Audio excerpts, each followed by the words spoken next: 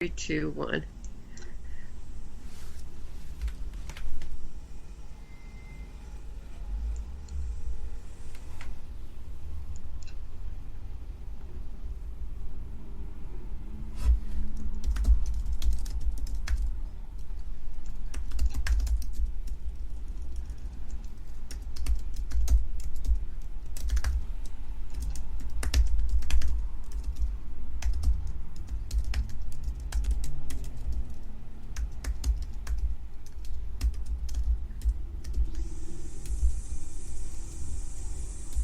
Oh, wait.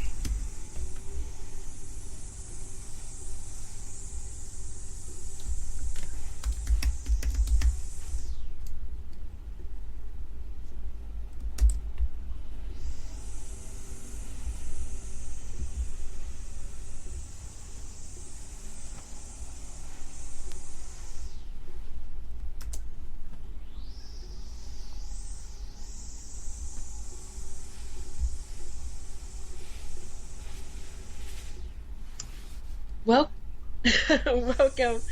I'm Roberta Glass, and you're listening to my True Crime Report. Today, Ghislaine Maxwell got arrested, and to speak with me about the arrest, the indictment from the Southern District of New York is the great William Ramsey of William Ramsey Investigates. Welcome. Roberta, thanks for having me. Great to be with you.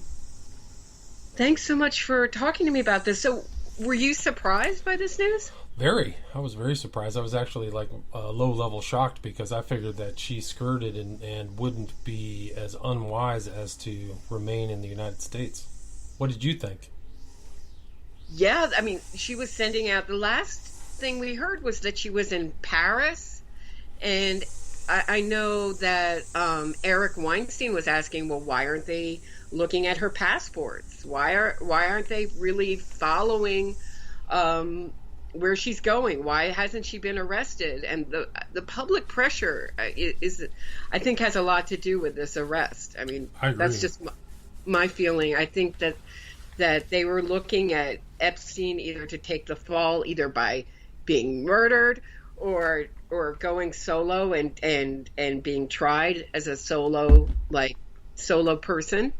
And instead, the public will not forget it. And, you know, if you just look at Twitter, they were demanding constantly that she be arrested. Where is she? And she was so much a part of this that you really can't separate them. What surprised me about the indictment was that I think they called it a prelude to Epstein's indictment. So the time is 1994 to 1997. Right. So what's your take on that? I think it's remarkable because I think that their long-term behavior reached up all the way to when Epstein was arrested, I think, in 2007 or 2006.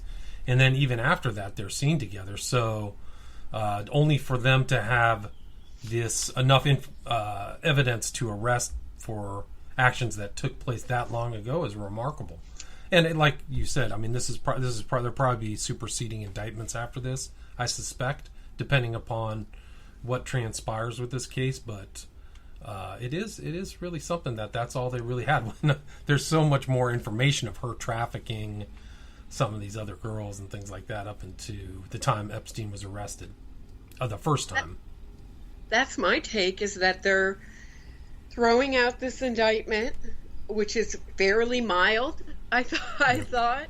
And I'm going to go through the 6 counts in a second, but I think what they're doing is they're seeing if she'll cooperate.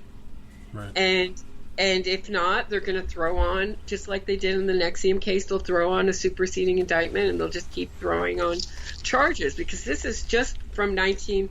So count 1 is conspiracy to entice minors to travel to engage in illegal sex acts. Count 2 is enticement of minors to travel to engage in illegal sex acts. Conspiracy to transport minors with intent to engage in criminal sexual activity.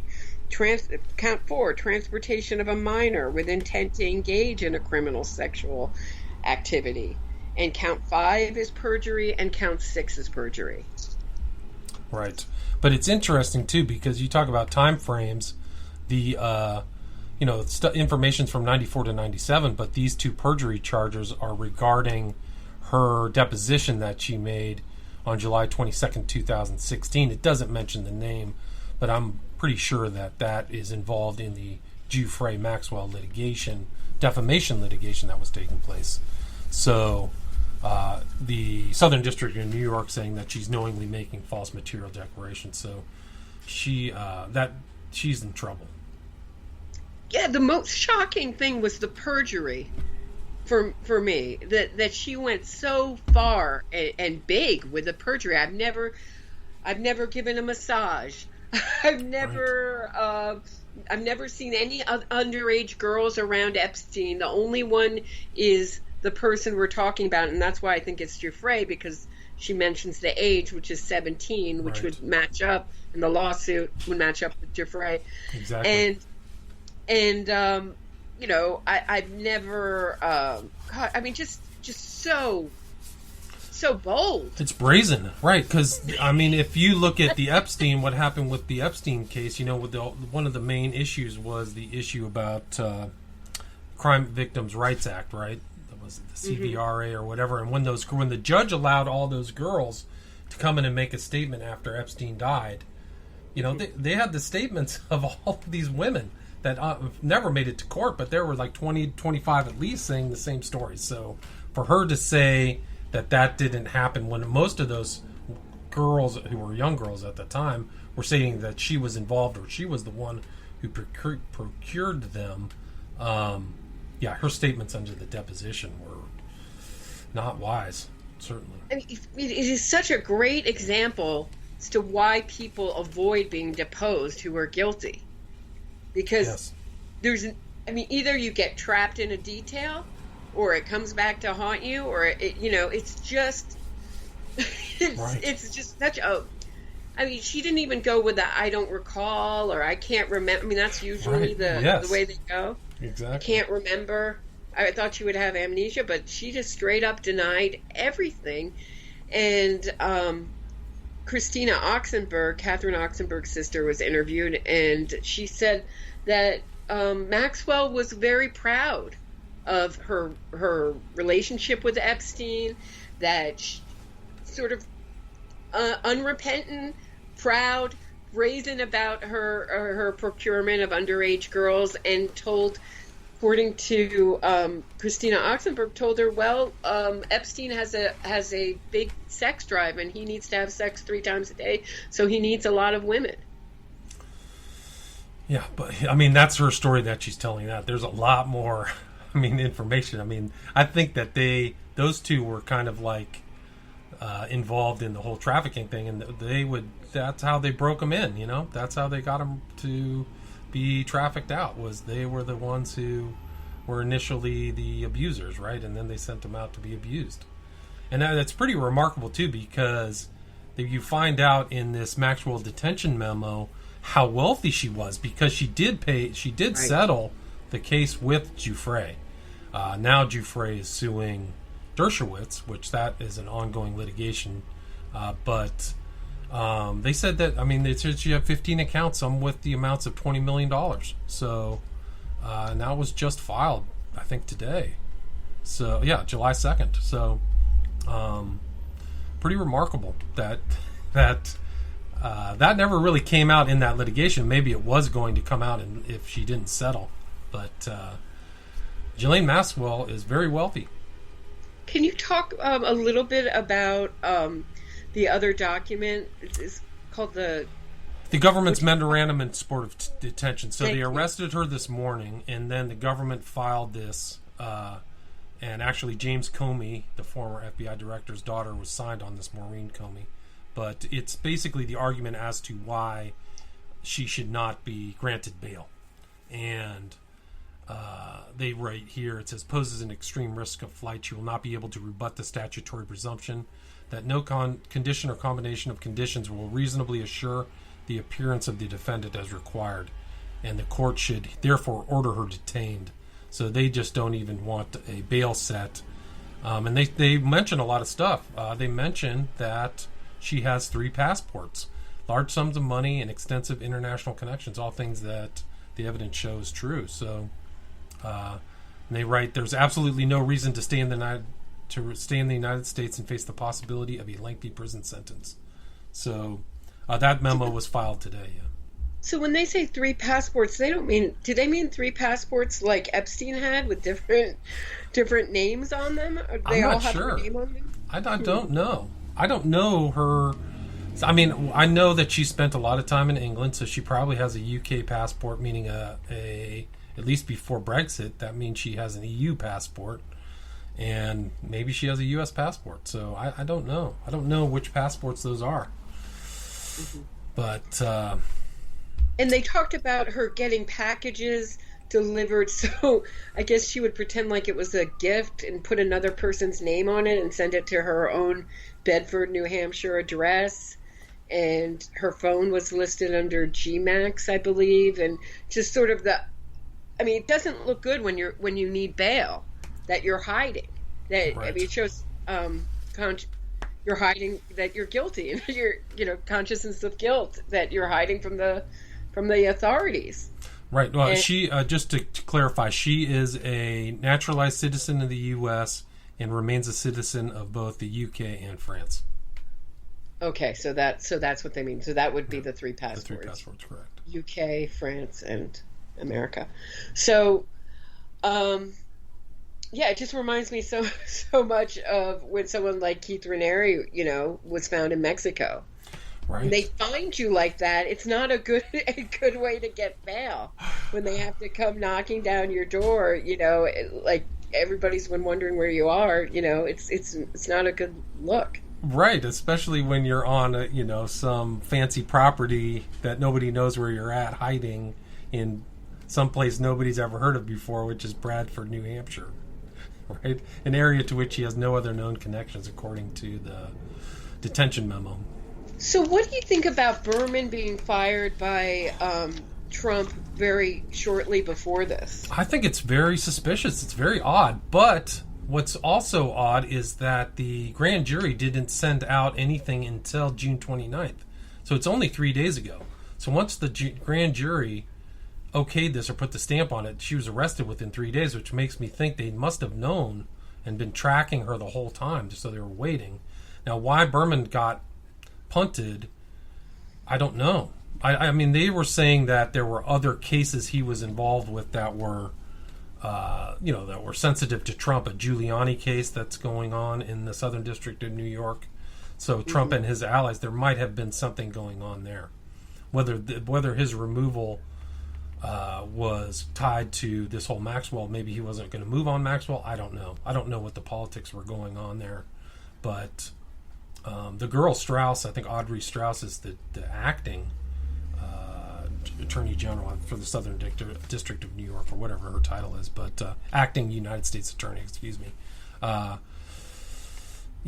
don't know. There's something. It's fraught with intrigue, that's for sure. I think we'll hopefully find out in the future if Berman says anything. But if you look at the Berman removal, he didn't want to leave. They had to kind of pry him out of there with a crowbar, right? Did you see that whole thing? Like, he wasn't saying, I'm not fired, I'm not quitting. So it sounds like he didn't assent to his removal. And the other thing that was brought up in the press conference, journalists asked a really good question, which is she's has 2 counts of perjury against her. Should Maxwell choose to cooperate? How can a jury or you trust her testimony now? Has she lost all credibility? I don't know. I don't know if she's lost all. It depends if it comports with the evidence that they've collected now, which, I think that they write in this detention memo that they've collected so much evidence about her: flight records, diary entries, business records that corroborate victim accounts of events. So whether she flips and actually confirms a lot of that stuff, we'll see. Do you think she will flip? I don't know. I don't know what kind of deal they would make for her. I think in her situation, she would be turning on a lot of people who wanted her trust. So I think if she flipped, there would be a lot of people who would be very, very, very angry. Yeah. I mean, imagine her. She's been operating since 1994, all the way till pretty much the present. So 25 years, a quarter century of intrigue. And I mean, her real story would, like, she would go down in history like one of the great female espionage operators, like Mata Hari or something like that. She's probably seen everything. I mean, she's mixed with all these celebrities, politicians, scientists, all this stuff. Who should be most afraid today with Maxwell's arrest, do you think?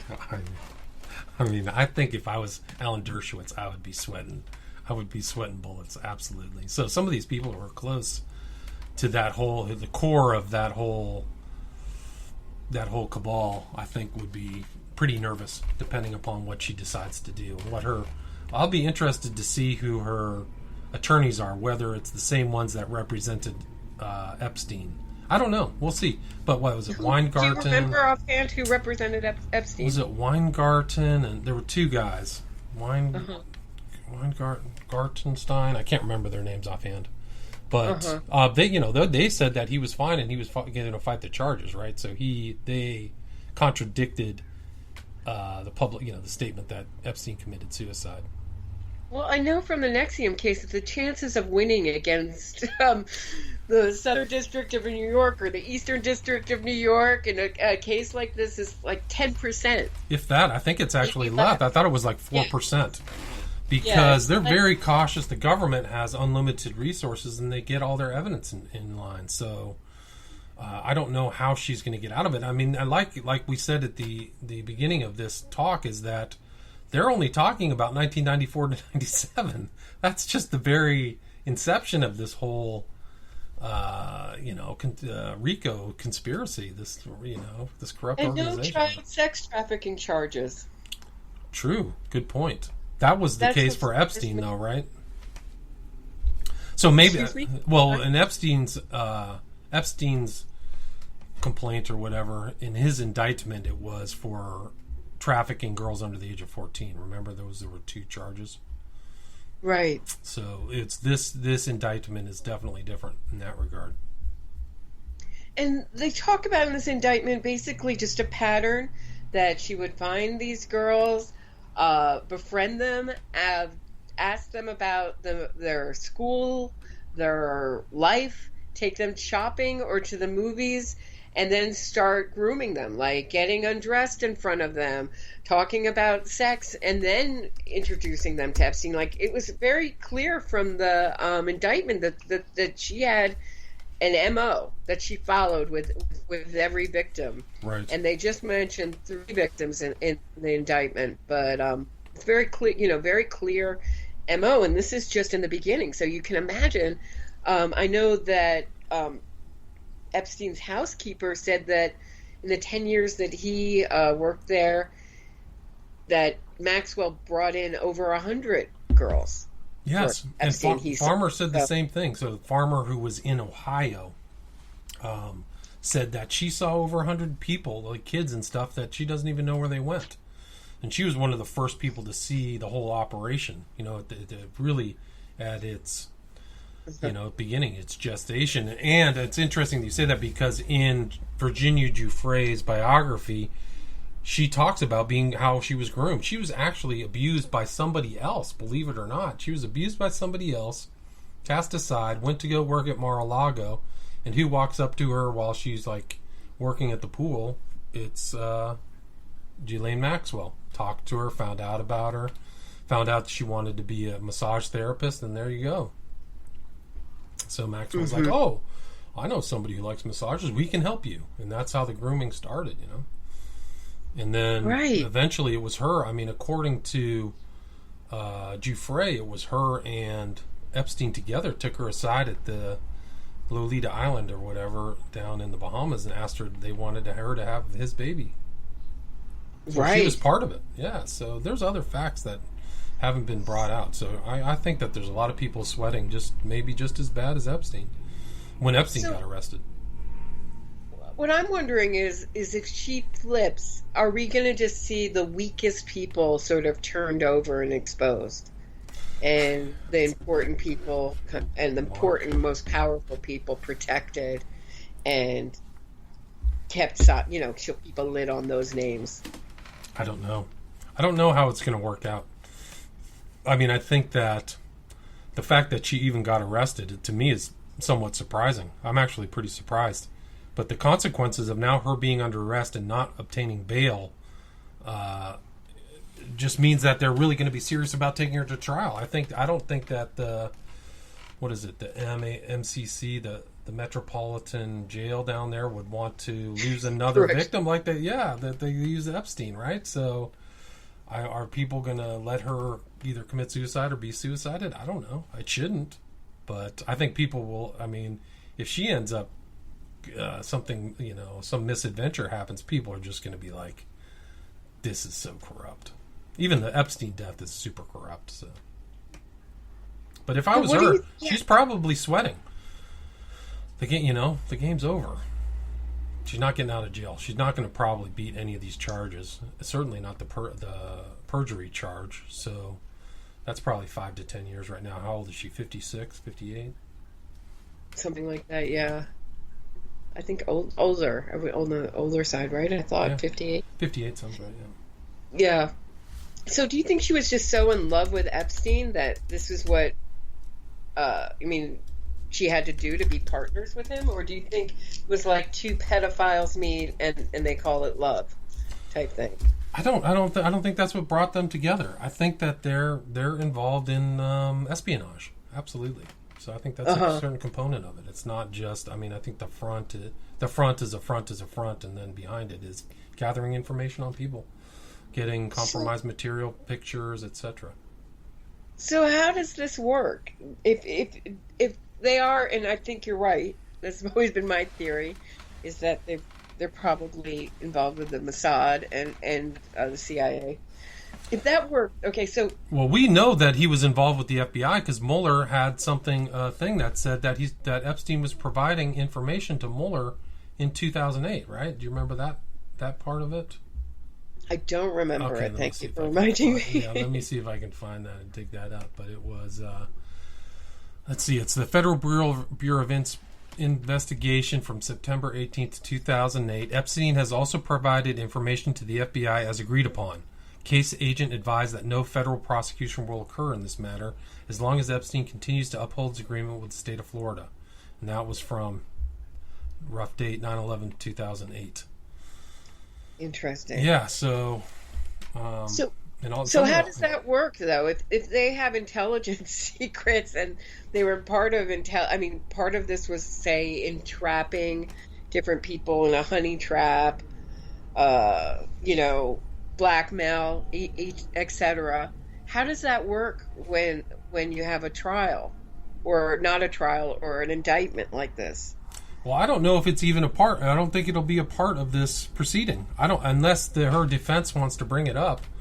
I don't think that the espionage aspect of this will be brought up because it's not really material to the criminal acts that they were involved in. I would think in regards to the indictment by the SDNY, because they didn't bring anything up in this indictment. They didn't bring anything up regarding espionage or blackmail.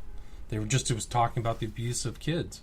So I don't think that will necessarily be a part of it, and I think that's a shame in a sense because I think that's the core component of what was going on and all these things. It's pretty clear that Epstein didn't even own the mansion that was in the Upper East Side of Manhattan, that it was Les Wexner's, and he sold it to him for $1, and the whole thing was wired up, and Virginia Giuffre said as much, that there were secret rooms being manned by dudes she didn't know, looking at videos constantly. So it's like a James Bond movie. There's another one, Lex Wexner. Where's that guy? Right, good point. According to some researchers, he's really the key operator. He was the guy who recruited Epstein. And then Ghislaine Maxwell's dad, Robert Maxwell, super spy. So she knows how to be a triple agent, really. So you sell off something to somebody, get information, but you keep the core information to yourself. Like Robert Maxwell, not his real name, I think it was Abraham Laszlo is really his given name. Was involved in all kinds of shenanigans. Right. There's actually a really interesting in Robert Maxwell's FBI file. There's a lot of information because he started something called Pergamon Press.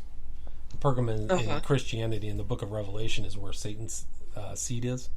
Like it references Pergamon, and it actually was in Asia Minor or Turkey right now. But there's an article. Somebody is sending something to Prescott Bush, the scion of the Bush dynasty, and asking him about, hey, is this guy okay? What's going on with Robert Maxwell? What's his story? He wants to publish my scientific manuals. That's what the Pergamon Press really started out as, is a scientific manual publisher, and that's really how we got started. But it's interesting to see that even back then people were asking questions about Maxwell, and he ended up dead and off, what was it, Mallorca or something like that.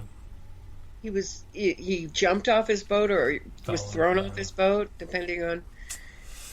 Yeah, I mean, so it's a perfect place if you want to meet somebody without anybody noticing. You do it on a boat, right? So maybe there was a meeting that went south. Nobody knew, nobody knows what the story. He was found floating in the ocean.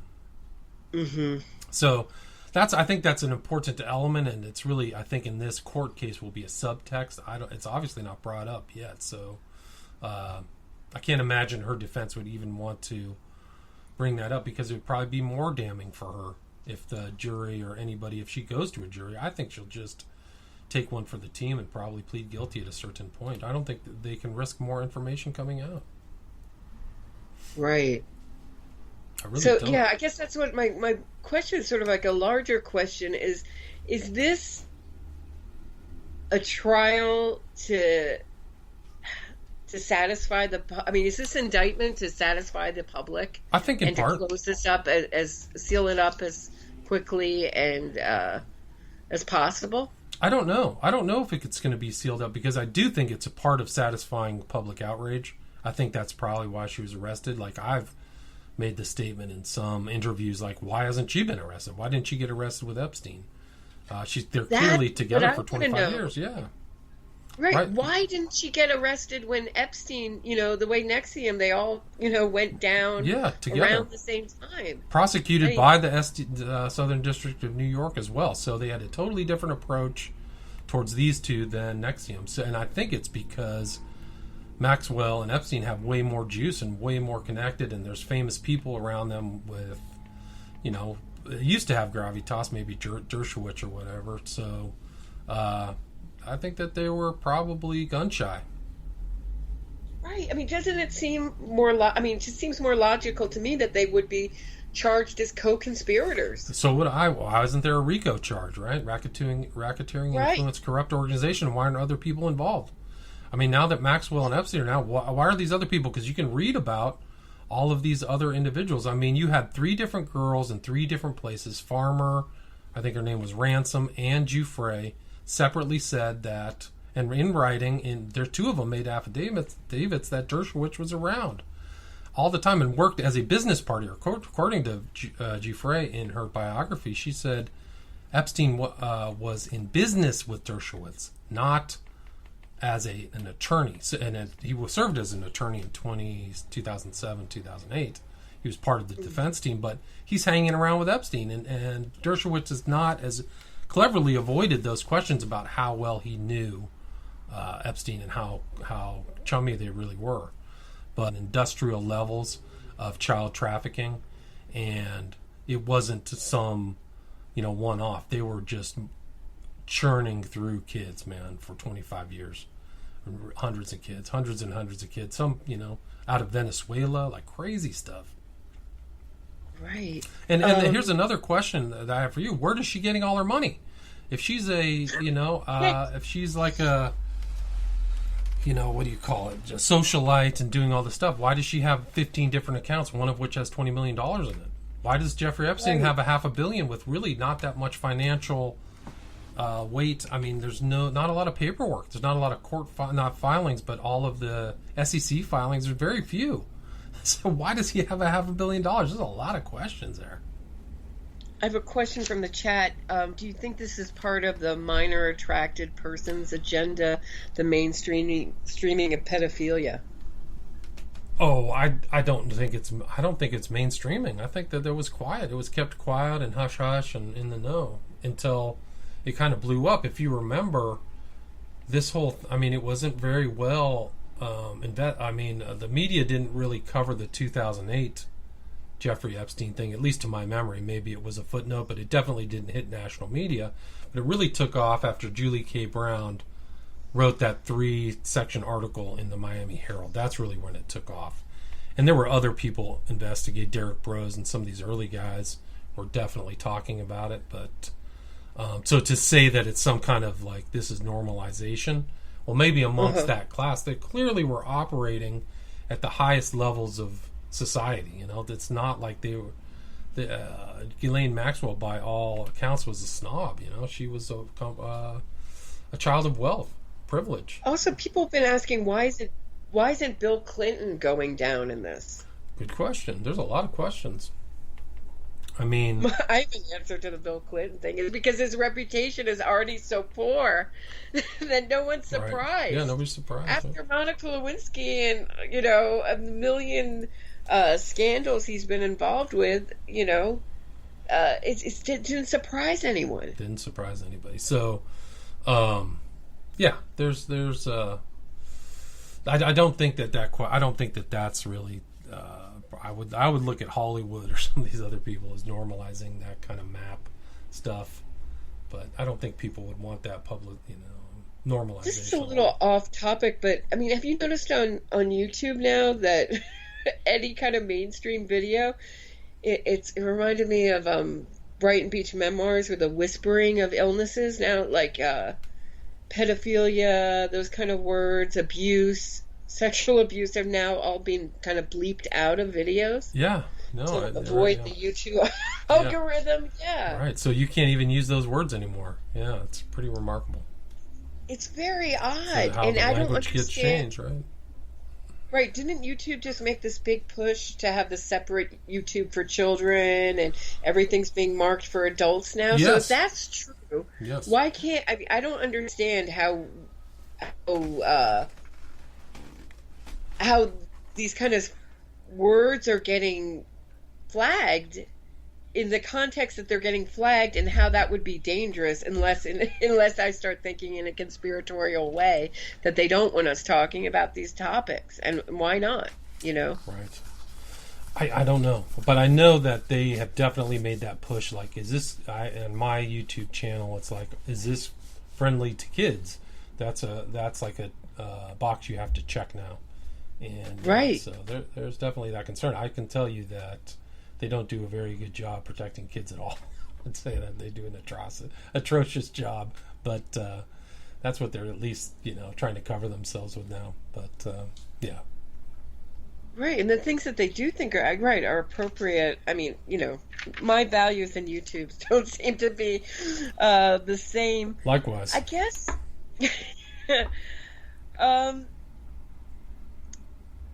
Another question: will she be deported?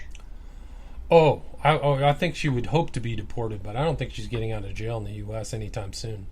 I don't think there's any other criminal complaints against her in any other nation, so I don't think so. Okay, off topic. Sneaky Pete says, is Hillary Rodham Clinton possibly going to court in September for crimes against children? Not that I know. I haven't heard that. Do you think Biden's? Yeah. I heard she was supposed to be deposed for her or email. Go to court for her emails. Right, I thought. Yeah, I think so. But I haven't been following closely. Is that Judicial Watch? Is that a Judicial Watch suit? I don't know. I don't know any. I know the most superficial. That's pretty much that sentence is pretty much everything I know about it. That's just what I've heard, but I can't verify. I haven't followed it either. Yeah. I guess my other question is Biden affected by this? If we go from the Clintons to Biden.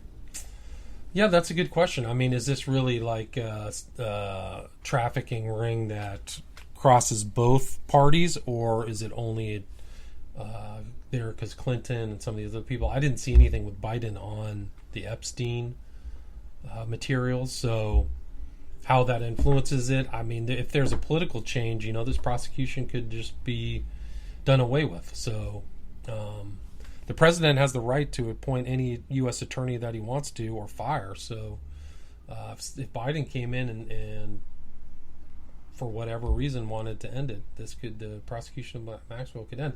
The public would probably just go apoplectic, I think because I think that, like you said, the public opinion really wanted this to take place, or her arrest to take place, and prosecution. So, I mean, their crimes are grotesque, and I think they actually have worse crimes than even the record shows how far they're involved in organ trafficking, drug running, gun running, all that stuff, and it would explain their significant amounts of wealth. So that's interesting. Yeah, so you only saw part of it. A lot of the people who were talking are the girls who were abused, right? But there may be other things involved, and these guys are have all kinds of tendrils or tentacles all over. And there's stories. I think there was one about him Epstein meeting with one gun runner. I remember reading that back when the story was much more hot last year. But I don't know the totality of that, and I don't know if some of those people will ever give testimony in a court of law. So, I don't. Well, it's like the producer Arnon Milchan movie producer, got outed as a Mossad agent, and he was getting the director Sidney Pollack, right? He was in Eyes Wide Shut. Is that who I'm thinking that's of? Right. Yep, that's right. Into gun running. Really, there's a big article about it. Yeah, Right, Milchan was involved in getting nuclear, detonators for Israel. I mean, so these guys, they're operating on different levels. What's that? I mean, I think people always ask, well, why aren't these things out there? A lot of these things are out there. Yeah. I think people always say about conspiracies, well, somebody would have to talk, but a lot of times they do talk. Just like, for example, yes. Right? I'm trying to think of the writers who wrote about the Watergate and Deep Throat. Yeah, Woodward and Bernstein.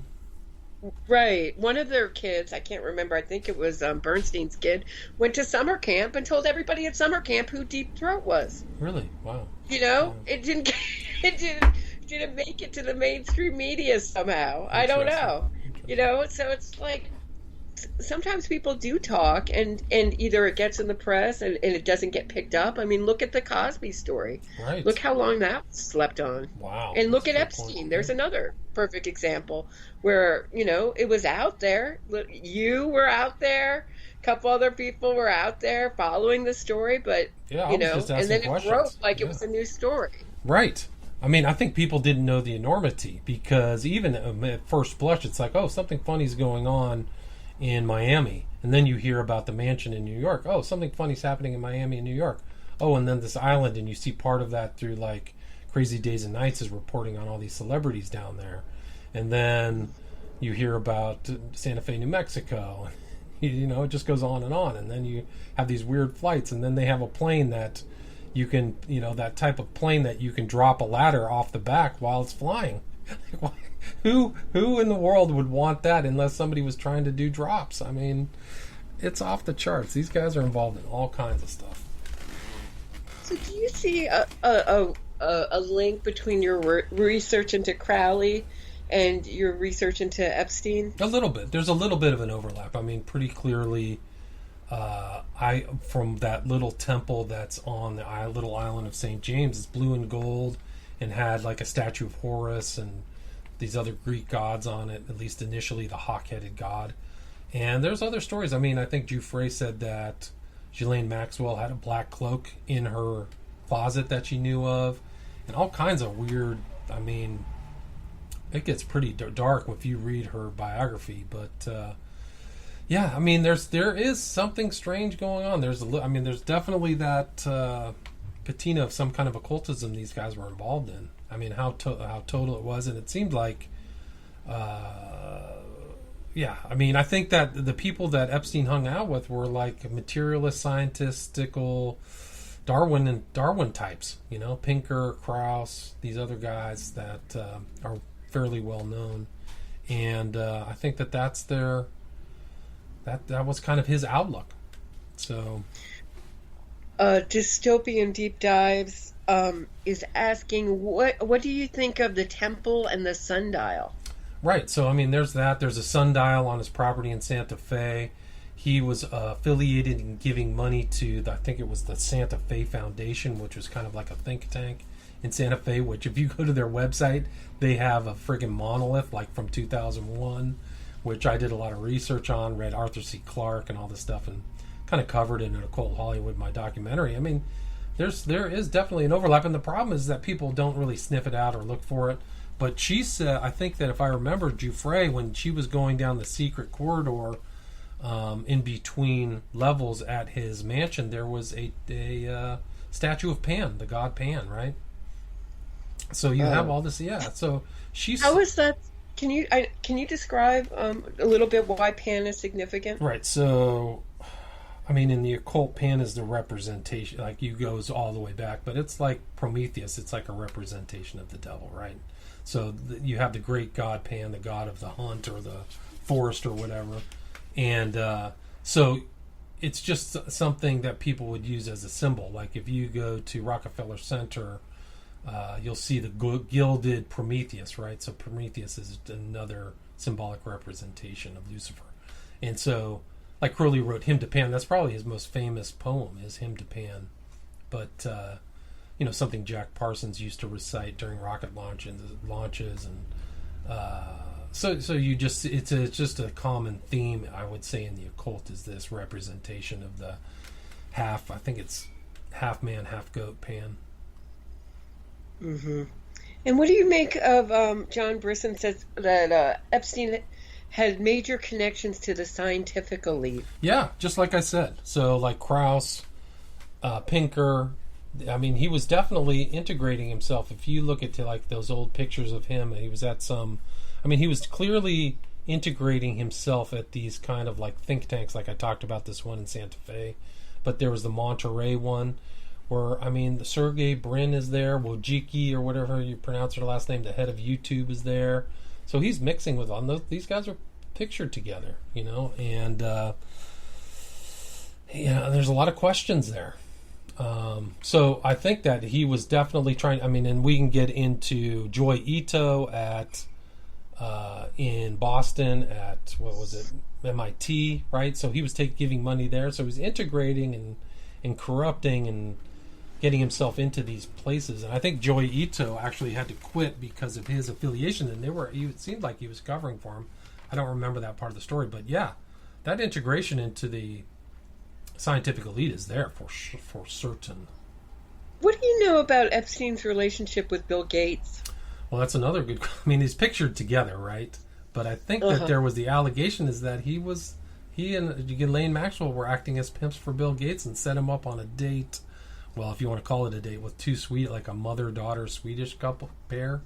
Have you heard? Yeah. So there's definitely some, and that's just another integration of, a techno elite person is Bill Gates, and so yeah, And Bill Gates just released that, or Microsoft just released that ad that got pulled. Right, with the witch, Abramovich? Abramovich, yeah. The spirit cooker. So you can see all these ties, right? So then you go to the Podesta emails with Abramovich, the spirit cooking, to Microsoft, it's pretty crazy. And they pulled that like within a day. So yeah, wow. Yeah, it's pretty crazy.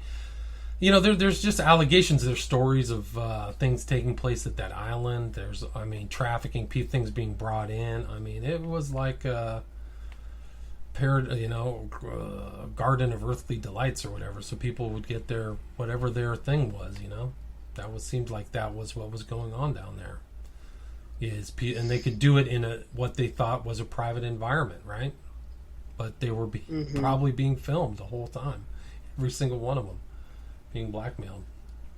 It's interesting too. Like, there were stories that were published on CDAN. Like, somebody was trying to get that material. Like, I think Epstein and Maxwell had some property in Mexico with a safe, and they went to that property, and their safe had been carved out of the stone. Like, they put it in the stone, and somebody showed up and just took all the stone around the safe, and the whole thing was missing. There's just a big hole in the rock where their safe was. So people were trying to, there were interested parties trying to, make sure that they could cover up or get any blackmail material from these two.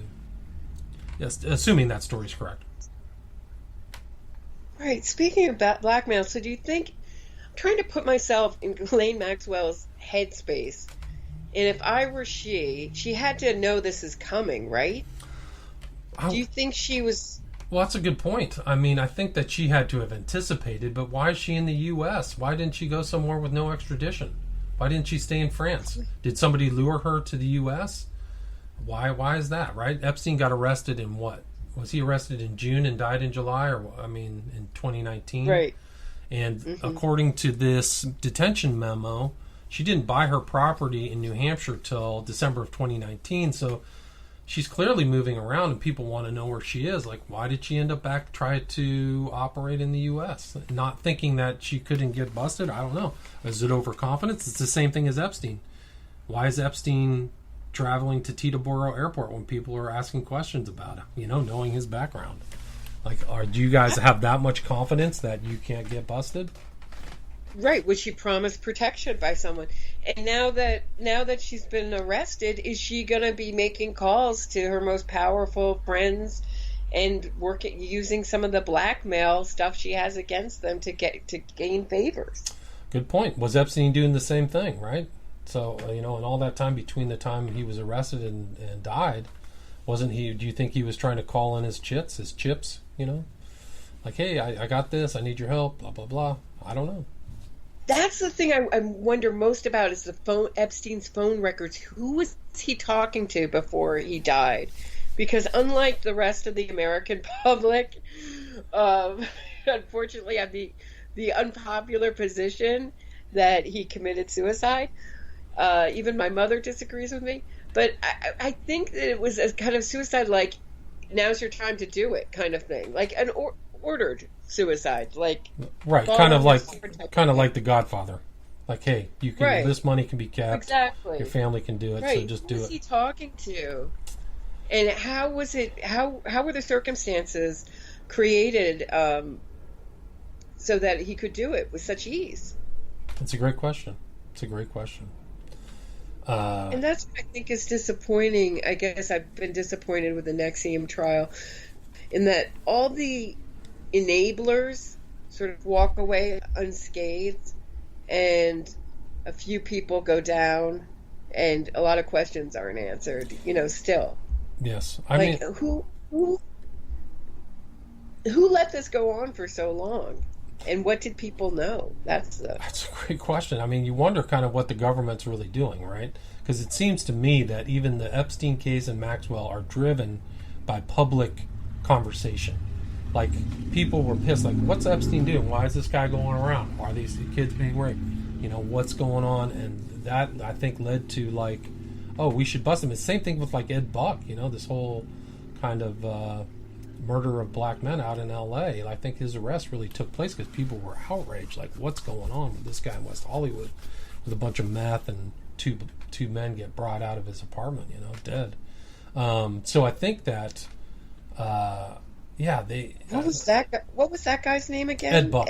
B-U-C-K. Okay. Yeah, and there's pictures of him with Hillary Clinton, Ted Lieu, my congressman, all kinds of stuff, man. So he was definitely kind of in there, but I mean, and there's rumors about him too and his criminality, but you kind of just wonder what's going on. I mean, who's running the counter intel? Who's running the FBI at that point? I mean, I think it was Stroke who was the head of counterintelligence for the FBI from 2008 to 2016, right? Or something like that. Uh-huh. So, I mean, if you look at his capabilities and competence, there's a lot of head scratching there. So, I have a great question for you from Georgia. How was Maxwell able to transfer over $1 million without the federal government taking notice? And then she Right. says, if I try to pay, I'm sorry, it's in a weird spot, try to pay my credit card, I think she's saying. Like my bank, basically throws up a flag. How is Sure. she able to transfer that amount of money? Great question. I mean, they're clearly moving money back around. I mean, that's what this Maxwell detention memo says. She's sending money to Epstein. He's sending it back to her. So there's clearly some kind of laundering or something going on. And I don't know. How did they get away with this stuff for so long? That's the whole thing, Is that the way that our government is now run, that if people have political pull or they know politicians, they're above the law? And that's why they're brazen about their criminality, because of their connections, and that prosecutions are based upon who you know and who's in power? Because if that's the case, we're in deep trouble, man. That's for all Republicans and all Democrats, because these two certainly operated like they were above the law. I mean, look at Epstein's first conviction in his charge. They only charged him. They moved and got some kid, so he didn't get convicted for raping a kid under 14, right? So it was like somebody under 16. So they found one of his victims who was old enough to get him a light sentence, and the whole thing was just it was grotesque. So, if you had to predict how this is going to go down with Maxwell, what would you say? What would your prediction be?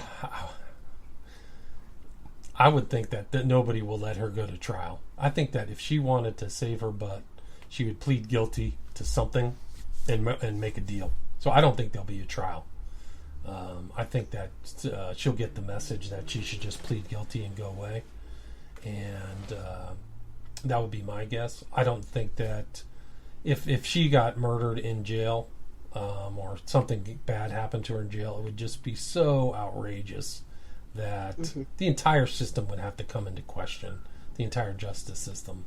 So I think that I would suspect her just to not go to trial, plead guilty to something, and end up in jail for 10, 15, 20 years and hopefully get a abbreviated sentence and get out. That would be my guess. I mean, it's so hard. There's so many unknowns in this that it's hard to predict. But if I had to predict, I would say that she's a very cocky woman, given that she lied, committed perjury in such a grand, blatant, huge way, that I would think that she will wait until they come down with a second indictment and then cooperate. I would. That's my prediction. If I had to predict it, I would say knows? She wouldn't. I don't think she'll cooperate. I think she'll just take the charges and go and take her. Go to jail for 5 to 7 years. I think that would be my guess, and just try to save herself. Because if they went to trial and actually asked her questions and got witnesses on the stand, and then found out she perjured herself more, because they only have 2 perjury charges on the deposition, then it's like even worse. Then she's just going to get more and more indictments. So it could just get worse for her, much worse. Like we said at the beginning, this is only 94 to 97. I mean, there's so much more evidence. So I think that she's going to just take one for the team. I think you're probably right. If she's smart, honestly. If she was going to cooperate, who else would go down? Who would you be looking at? All the people who were associated with her. If she really wants to tell the truth, all those young girls that were kind of her, was it Sarah Kellen and some of these other people who were involved. I mean, you're looking at a racketeering, influence, corrupt organization charges. Like, these guys are in the know. They're involved in multiple bad acts, multiple crimes, transporting across international and state lines, federal, jurisdiction. It could be anybody involved, and people we may not even know, to be honest with you, that were really involved. That financing, who owned the boats, who facilitated all these things. So should George is asking, will she toss Andrew? Should Prince Andrew be worried at all? I mean, I think that, like I said, I think she'll just plead out and go to jail. I think that's really it's so obvious that Prince Andrew's they're not going to arrest. He's not going to come to the U.S. Yeah, he's above the law, man. I mean, they'll want him to come and give a statement, and then they'd arrest him right on the spot. So he's never coming to the U.S. The royal family is going to, demote him in a variety of ways, and he'll just live out the rest of his life there as somebody who's stained by being involved in a sex trafficking operation and being gullible and dumb enough not to see it for what it was. Okay, one last question, and then I want to talk about your documentaries for a second. Okay. Lee Veltman is asking, off topic, I would love to hear William's thoughts on the recent stuff with Shane Dawson. Have you been following that? A little bit. I mean, he was definitely Lily Jean and the whole drama. I haven't followed it in that great a detail, but if somebody without his name did it, I think that they would be canceled to the nth degree, right? Kicked off of YouTube, have their channel shut off. So I don't know why he got a pass or a bye for doing stuff like that, but I don't know what's the full story. I know he did something about Will Smith's kid, right? Like something very sexually inappropriate. He had all these old videos where he's doing blackface, and he's constantly talking about pedophilia and doing videos where he's talking about basically molesting an underage boy, being his first gay. I mean, with music. Wow. So... But also, I mean, wasn't he gay? Isn't Shane Dawson gay? He's gay, but the video has him in drag as sort of like a 50s maybe housewife with a underage boy, clearly underage boy. On the video. Baking penis-shaped cookies, yeah. Wow. Yeah, so, that's not good. Yeah, that's not good. I've always followed it because I've always been interested in the fact that these men on the internet rule the beauty world, and so I was very interested that he could just, make millions of dollars selling makeup. Yeah, I haven't really followed him that much. I don't know that much about YouTube influencers, but I can tell you if he wasn't making YouTube money, he would probably have been canceled, right? It's pretty shocking, I think. I thought he did something where did something about him wanting to have carnal relations with Will Smith's kid. Maybe that was a different case. Yeah, no, that too. That's him too. Okay, because I heard that's just the part that I heard. There's so many. I mean, there's so many disturbing videos with him, and he was, making these went monetized for years and years and years, so and crazy. He got on the H3 podcast saying, "Oh, it's a terrible rumor that I got labeled a pedophile. It was awful with no merit," and they just accepted that answer. That's so crazy because I can't get any of my shows monetized, and I don't even use coarse language, and it's just all audio. It's crazy. It's a double standard at YouTube is off the charts. I'm surprised that there's not a huge class action lawsuit against them for some very subjective content allowances, because they're defunding tons of people who are benign as heck. Like, I got friends with huge channels that never swear. They're just talking about current issues, myself included. Right. Like, maybe some of mine are very controversial, but some of them are just like history. Like, I'm reading a history book, I can't get it monetized. It's off the charts. It doesn't make sense. Scary. It's really scary. And you know what? I'll let you in on something. When I was using YouTube, I had a backup channel, right? So I was uploading to each one, and I would upload the same thing to each channel at the same time, and one would get monetized and one would not get monetized. So I have incontrovertible proof that YouTube's monetization scheme is purely subjective, because I can show it from my own channel, my own two channels. The same content, same duration. One gets monetized, one doesn't. Interesting. So you have new documentaries out. Can you talk about them a little bit? Yeah. I put out 3 recently. I did a follow-up to the Smiley Face Killers one, which is The Global Slaughter Continues. I show that these cases of young men is happening much more all over the world than just the U.S., and I include cases from France and Netherlands, Germany.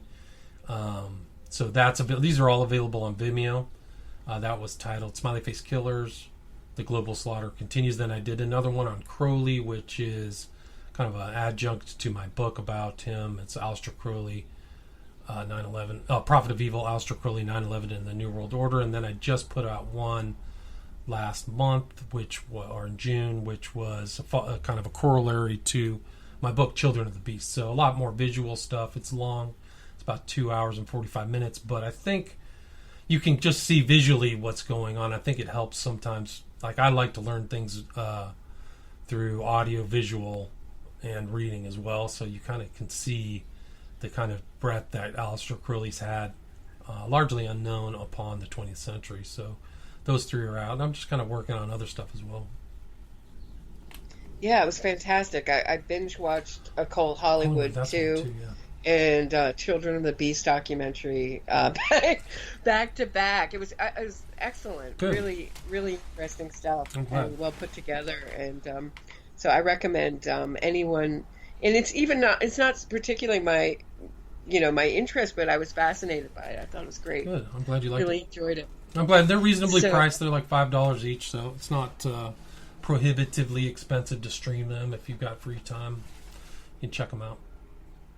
Yeah, I was, and I think for a little bit more you can own them, which it's true. They're an excellent reference. My books are actually now available on my website, WilliamRamseyInvestigates.com. So if people want signed copies of my books, you can order it there at my website, which I finally put back up. I got burnt out sending out books. Yeah, so anyway. So we'll be watching this closely, and hopefully COVID will open up and they'll actually start to get have court so I can go in person. The NXIVM trial's on hold right now. So isn't she supposed to be video arraigned? Because I thought it was going to happen today, but sometime next week, I guess. I thought it was from her New Hampshire, some very short arraignment happened. Okay, I thought it knew. I was just reading a little Twitter feed of it. It sounded like nothing happened, really. Oh, okay. So it was just sort of like, I actually had more sort of lawyer questions for you about it. I don't know if I can answer. What's that? Yeah. She's going to plead not guilty to begin with, right? It's a formality. Definitely. So anything else that I missed? Or no, not really. I just think it's an interesting case. I think people should keep a hawk eye focus on it, because it could be very interesting. If she decides she thinks she's going to go to trial and fight this, I think she's digging her own either figurative or literal grave. Yeah, I agree. And just quickly, are you going to do a Joe Rogan expose episode part 2? I should. I really should. There's more information I didn't cover, but I did do one where I talked with Valibus about there's something funny about Joe Rogan, which, we kind of I think our conclusion was he's clearly structuring some of his talks, because he had this guy, this chef for Jeffrey Epstein on. He never asked him an Epstein question. It was Adam Scott Perry or something was his name. But Giuffre mentions him by name in her book that he was working for Epstein at his mansion. Scott Perry, who now runs kind of a steakhouse here near the Pantages Theater in Hollywood. But never asked him a question, not a single one. And it's crazy too, because Rogan has done so much kind of extemporaneous conversation about Epstein with his friends and as part of his broadcast. So it was pretty surprising to admit that. When the NXIVM story broke, he defended Raniere and the cult. Wow. And he said that this was some kind of BDSM club, and these women had a libertarian right to be abused if they liked it. It was all. And be branded with a hot laser. Abused. Yeah. What if they were into it? I mean, his reaction was so off the charts absurd. Did you hear of the recent attempts to cancel him with his conversation with Joey Diaz? No. Oh, well, that's probably good that you didn't hear that, because it was bad. There was a conversation between those two 10 years ago where Joey Diaz was saying, I think he was a bouncer or something, that he would require sexual favors from women to get in it, and Rogan just laughed along with it. And Diaz said he did it to like 20 to 25 women. Wow. Yeah. Well, thank you. I think we've done it, right? Yeah, I think so. I mean, I don't know what else there is to say about what. Is there anything you'd like to finish up with? Questions, What's that? right? It's just questions. All we can do is ask questions right now. I mean, we have a little information, but it's like really it's like a jigsaw puzzle where we only have some of the pieces. Yeah. So there's these big gaps. There's a lot more to that story, you know. I wonder if the true story of these two, the international man and woman of mystery, will fully ever be told. Probably not. I don't think so. I really think it'll be like, you know, JFK and a couple other things. Did you hear that the original attorney published a book on Epstein? The guy, I can't remember his name right now. Was it? No. I can't remember. The tennis player attorney. Do you remember that guy? No. Let me see if I can find it. It's not Boys. It was the original guy from Florida. Do you remember that guy's name? I do. What was his I name? know who you're talking about. Yeah. Yes. He was the original attorney that the victims came to. Yeah, Is that right? yeah, that guy. He just published a book. Is he giving interviews? Brad or? Edwards. Brad Edwards is his name. So he's now the head of Edwards Pottinger, but let's see. What does he have to do with tennis? I just remember him because he was like a top tennis player before he became an attorney. Oh, okay. So that's like in my mind. That's like the mnemonic I remember. Try to remember his name. Let me see if I can find this. Let me see if I can find the title of his book. Relentless Pursuit: My Fight for the Victims of Jeffrey Epstein. Bradley J. Edwards. If you get a chance, you should interview him. March 31st, 2020 it came out. He has 53 5-star reviews, so it must be good. Excellent. Yeah, you should interview him. That'd be a good interview. I would listen to that. Definitely. Okay. All right. Oh, thank you, William Ramsey. It was always such a pleasure talking to you. Great to talk with you as well. Okay. All right, bye-bye. Thanks, guys.